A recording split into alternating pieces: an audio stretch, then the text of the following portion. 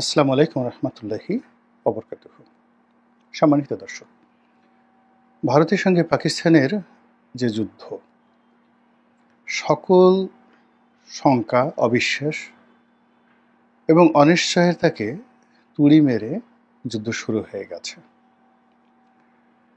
এবং এই যে যুদ্ধটা শুরু হলো, এই যুদ্ধ সম্পর্কে বিবিসি আরও 10 বছর আগে তারা একেবারে সুনির্দিষ্ট ভবিষ্যৎবাণী করেছিল যে 2025 সনেই এই যুদ্ধ হবে। পাকিস্তান এবং ভারতের এই যুদ্ধ নিয়ে ভারত, পাকিস্তান থেকে শুরু করে সারা দুনিয়াতে যারা জ্যোতির্বিজ্ঞান চর্চা করেন তারা প্রায় সকলেই ভবিষ্যৎবাণী করেছিলেন যে সামনে পাকিস্তান এবং ভারতের মধ্যে একটা ভয়াবহ যুদ্ধ হবে। আমরা মোহাম্মদ রসুল্লাহ সাল্লাহ সাল্লামের যে একটি বিখ্যাত হাদিস গাজওয়াতুল হিন্দ এর সম্পর্কে জানি, এবং সেটা কোন জায়গা দিয়ে শুরু হবে সেটা বলা যাচ্ছে না, কিন্তু মুসলমানদের মধ্যে একটি নিদারুণ উৎসাহ, উদ্দীপনা, একটি জাগরণ এবং একটি নবজাগরণ, রেনেসার সূচনা হয়ে যায় যখন তারা এই হাদিসটির কথা স্মরণ করে। কারণও আছে। সেই যে মোহাম্মদ ঘুরি ভারত আক্রমণ করেছিলেন যে সময়টিতে, তখন থেকে একেবারে 1857 সন পর্যন্ত সুদীর্ঘ 800 বছরেরও অধিক সময় পুরো ভারতবর্ষ এবং এই ভারতবর্ষের সঙ্গে আবার আফগানিস্তান, তারপর মধ্য এশিয়ার বিস্তীর্ণ অঞ্চল মুসলমানরা শাসন করেছেন, মুঘলরা শাসন করেছেন। তো এই কারণে কি হলো যে মুসলমানদের মধ্যে এই জমিনে একটা রাজত্ব করার যে ইতিহাস সেটা তাদের মধ্যে রয়ে গেছে। কাজেই ব্রিটিশ জমানাতে তারা যেভাবে বঞ্চিত হয়েছে এবং এখনো পর্যন্ত যেভাবে নির্যাতিত হয়েছে, তারা সবসময় স্বপ্ন দেখে যে তাদের মধ্যে একজন সালাউদ্দিন আইয়ুবী আসবেন, ইমাম মাহাদি আসবেন, হজরত ঈসা আলাইহিস সালাম আসবেন, অথবা অন্য যে কোনো পরিবেশ বা পরিস্থিতিতে আবার ভারতবর্ষে ইসলামী হুকুমত কায়েম হবে। এখন ভারতের যে জনগোষ্ঠী, সেই জনগোষ্ঠীতে অলমোস্ট 35 কোটির মতো সেখানে মুসলমান রয়েছে।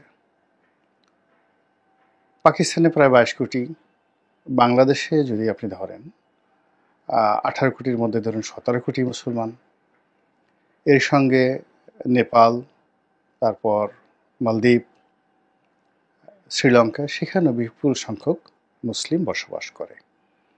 তো কাজেই যখন ভারতের সঙ্গে, অর্থাৎ এখন যে উগ্র হিন্দুত্ববাদী ভারত রয়েছে, তাদের সঙ্গে পাকিস্তানের যে যুদ্ধ, এই যুদ্ধের মধ্যে সমস্ত কিছুর ঊর্ধ্বে গিয়ে মুসলিম জাতীয়তাবাদ প্রবল আকার ধারণ করবে, এবং এই একদিনের মধ্যে সেই জিনিসগুলো আমরা দেখতে পাচ্ছি বাংলাদেশে। বাংলাদেশের মানুষ সাধারণত পাকিস্তান বিরোধী সেই মহান মুক্তিযুদ্ধের কারণে প্রচণ্ড ঘৃণা, কিন্তু এই যুদ্ধে সবাই, হাতে গোনা নয়, ঠিক যারা আওয়ামী লীগ করেন তাদের কথা আলাদা, বেশিরভাগ মানুষ তারা চাচ্ছে যে এই যুদ্ধে পাকিস্তান বিজয়ী হোক। কিন্তু আমরা যদি ইতিহাস পর্যালোচনা করি তাহলে আমরা যে আশঙ্কাটা দেখতে পারি সেটি হলো যে পাকিস্তান এবং ভারতের মধ্যে যে যুদ্ধ, এটি যদি প্রলম্বিত হয়, এটি যদি অমীমাংসিত থাকে, তাহলে তার রেশ এই বাংলায় এসে কিভাবে পড়বে। আমি গত প্রায় সপ্তাহখানেক ধরে খুঁটে খুঁটে খুঁটে খুঁটে বাংলার ইতিহাস পড়ছিলাম, এবং বাংলাদেশের যে ভৌগোলিক অবস্থান, সেই ভৌগোলিক অবস্থান এখন যেটি আছে সেটি, তার সঙ্গে বিহার, উড়িষ্যা, আসাম, ত্রিপুরা, তারপর পশ্চিমবঙ্গ, বিশেষ করে মুর্শিদাবাদ, তো এই এলাকার যে হাজার বছরের একটা রাজনৈতিক সমীকরণ, সেই সমীকরণের সঙ্গে দিল্লির যে বিরোধ, সেই বিরোধ নিয়ে আমি পড়াশোনা করার চেষ্টা করছি এবং লক্ষ্য করলাম যে ঘুরে ফিরে 50 বছর, 100 বছর, 60 বছর, 70 বছর পরপর ঠিক একই জায়গায় একই কারণে একই সমস্যা তৈরি হয়। যেমন সুলতানি জমানাতে মোহাম্মদ বিন তুগলকের সময় এই বাংলাকে, মানে আমাদের এই বর্তমানে বাংলাকে 3টা ভাগে বিভক্ত করে ফেলে। তো উত্তর বঙ্গ, এটি মূলত একটি রাজ্য, অর্থাৎ রংপুর, দিনাজপুর, রাজশাহী এবং মুর্শিদাবাদ, এটি একটা এলাকা। মধ্য অঞ্চল, সেটা সোনারগাঁকে কেন্দ্র করে একটি এলাকা। আর চট্টগ্রাম, বরিশাল, দক্ষিণাঞ্চল, এটাকে আলাদা একটা এলাকা। এইভাবে 3টি ভাগে তারা বিভক্ত করত। তো সেই বিভক্ত করে দিল্লি যতবারই এখানে আক্রমণ করেছে, যেমন যখন গুজরাট থেকে এসে চোল সম্রাটরা আক্রমণ করেছিল, তখন এটি মুর্শিদাবাদের দিকে আক্রমণ করেছিল পাল সম্রাটদের সময়, দ্বিতীয় মহিপালের জামানাতে 1024 খ্রিস্টাব্দে। আবার মুঘল সম্রাটরা যখন আক্রমণ করেছেন, তখন এই সোনারগাঁই ঢাকাতে এসেছেন, কিন্তু সুলতানি আমলে পরপর 2বার আক্রমণ হয়েছে। প্রথমবার আক্রমণ হয়েছে সেই ফিরোজ শাহ তুগলক, পরপর 2বার আক্রমণ করেছেন। গিয়াসউদ্দিন বলবনও পরপর 2বার আক্রমণ করেছেন এই বাংলা। তো ফিরোজ শাহ তুগলক যে আক্রমণটা করেছেন, এটা এই দিনাজপুরের এই এলাকাতে, যেখানে আমরা এখন শিলিগুড়ি করিডোর বলছি, চিকেন নেক বলছি। এবং অবাক করার ব্যাপার হলো যে বাংলার 3জন নামকরা বাদশাহ ছিলেন ইলিয়াস শাহী বংশের। তো ইলিয়াস শাহী বংশের ইলিয়াস শাহ, সিকান্দার শাহ, এবং তাদের সিকান্দার শাহের ছেলে হলো, প্রথমজন হলো শামসুদ্দিন ইলিয়াস শাহ, দ্বিতীয়জন সিকান্দার শাহ, তৃতীয়জন হলো গিয়াসউদ্দিন আজম শাহ। তো গিয়াসউদ্দিন আজম শাহের সময় একটা যুদ্ধ হয়েছিল, সেটা আর একটা প্রেক্ষাপট। কিন্তু মোহাম্মদ বিন তুগলকের পরে যিনি আসেন, গিয়াসউদ্দিন ফিরোজ শাহ তুগলক, তিনি যে 2বার আক্রমণ করেন বাংলাদেশ, তখন 2বারই আমাদের এই দিনাজপুর অঞ্চলে একটা বিশাল দুর্গ ছিল, অনেকটা শহরের মতো। তো ব্রহ্মপুত্র এবং করতোয়া, এই 2টি নদীর মোহনায়, মানে ওই দুর্গে যেতে হলে 2টো মোহনা ছিল, আর পিছনে ছিল বিস্তীর্ণ জঙ্গল। আজকের দিনে যারা আছে তারা সবাই পিছনে শিলিগুড়ি বা এরকম এলাকার কথা চিন্তা করেন, আর এইদিকে করতোয়া, ব্রহ্মপুত্র, যেখানে আমরা তিস্তা ব্যারেজ, এরকম একটা এলাকাতে বিশাল এক দুর্গ ছিল, নাম ছিল একডালা দুর্গ। তো সেই একডালা দুর্গে তারা প্রথমে পিতা মানে শামসুদ্দিন ইলিয়াস শাহ, পরে যিনি আছেন তিনি এখানে আশ্রয় গ্রহণ করে মানে সুলতানি আমলের সেই আক্রমণ থেকে নিজেদেরকে রক্ষা করেছিলেন।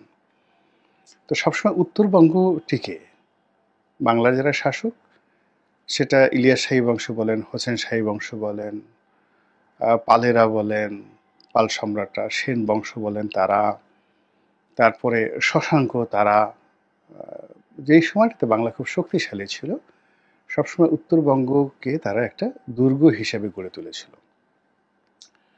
কিন্তু আমরা এই স্বাধীনতার পরে বিভিন্ন কারণে উত্তরবঙ্গকে কখনোই দুর্গ হিসেবে গড়ে তুলিনি। ফলে এই সময়টিতে এসে সৈয়দপুরে যে একটা ঘাঁটি, বিমান ঘাঁটি, যেটা ব্রিটিশ জামানাতে তৈরি করেছিল, এই কারণ হলো ব্রিটিশরা যখনই কোনো একটা সিদ্ধান্ত নিতেন, তারা 1000 বছরের একটা ইতিহাস দেখে একটা ভৌগোলিক যে অবস্থানে বারবার আক্রমণ হয় এবং একটা ভূখণ্ডের দুর্বলতম জায়গা, সেই জায়গাগুলোতে তারা মিলিটারি ক্যান্টনমেন্ট তৈরি করতেন। এবং তারই ধারাবাহিকতায় তারা মনে করেছিল যে আগামীতে এই অঞ্চলের উপরে সেই ব্রিটিশ জামানাতে যদি কখনো আঘাত আসে, তাহলে এই উত্তরবঙ্গের এই জায়গাটাতে আসবে, শিলিগুড়ি করিডোরে এবং ওটাকে মোকাবেলা করার জন্য তারা ওখানে একটা বিশাল বিমান ঘাঁটি, যেটা এশিয়ার বৃহত্তম বিমান ঘাঁটি এখনো পর্যন্ত। মানে ভারতের যে কোনো বিমান ঘাঁটি, বাংলাদেশের যে কোনো বিমান ঘাঁটি, পাকিস্তানের সবচেয়ে বড় বিমান ঘাঁটি কিন্তু আমাদের এই সৈয়দপুরে, যেটি ইউনূস সরকার আবার নতুন করে রিনোভেট করার সিদ্ধান্ত নিয়েছে। এখন এই যে শিলিগুড়ি করিডর, এই ভারত পাকিস্তান যুদ্ধের এই সময়টিতে মারাত্মক ঝুঁকির মধ্যে পড়ে যাবে। ভীষণ রকম যুদ্ধের মধ্যে, মানে এই যুদ্ধের ফলাফল যাই হোক না কেন, এখানে একটা আঁচ লাগবে, বাংলাদেশে একটা আঁচ লাগবে। এখন সেই বিষয়গুলো, যেহেতু যুদ্ধ একেবারেই প্রথম শুরু হলো, কাজে এখানে আগামী অনেকগুলো ভিডিও শুধুমাত্র পাকিস্তানের এই ঘটনা নিয়ে করব।